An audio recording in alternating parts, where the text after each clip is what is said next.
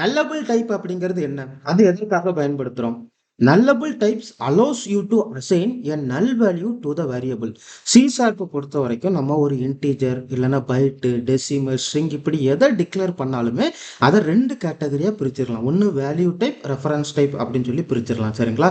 இந்த வேல்யூ டைப்னா என்ன, ரெஃபரன்ஸ் டைப்னா என்ன அப்படின்னு சொல்லிட்டு அப்கமிங் வீடியோஸில் பார்க்கலாம். முதல்ல நீங்கள் வேல்யூ டைப் எடுத்துக்கிட்டிங்கன்னா அதில் நல் வேல்யூவை பை டிஃபால்ட்டாக அலோவ் பண்ணாது. சரிங்களா? அப்படி அலோவ் பண்ணலன்னா அப்ளிகேஷன் ரன் டைமில் வந்து கிராஷ் ஆகும். அதை அவாய்ட் பண்றதுக்கு தான் இந்த nullable டைப்ஸ் அப்படிங்கிறத பயன்படுத்துவோம். இதுக்கு ஒரு சின்ன டெமோ பார்க்கலாம்.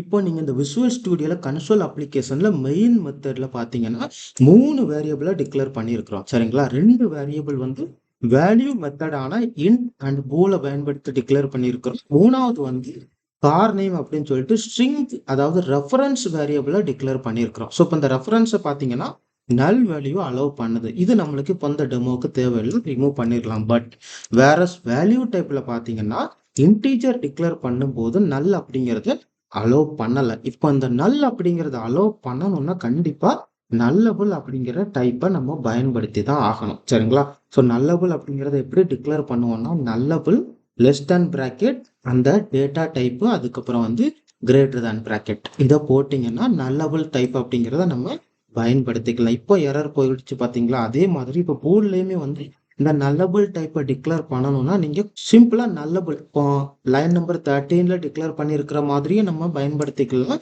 இல்லைன்னா சிம்பிளா கொஸ்டின் மார்க் கூட போட்டுக்கலாம். சரிங்களா? இப்படி டிக்ளேர் பண்ணாலுமே கரெக்ட் தான், ரெண்டாவது மெத்தட்ல டிக்ளேர் பண்ணாலுமே கரெக்ட் தான். மோஸ்டா எல்லா அப்ளிகேஷன்லயும் இந்த கொஸ்டின் மார்க் தான், nullable டைப் அப்படிங்கறத அந்த கொஸ்டின் மார்க் பயன்படுத்தி தான் டிக்ளேர் பண்ணுவாங்க. இப்போ உங்களுக்கு புரிஞ்சிருக்கும்னு நினைக்கிறேன்.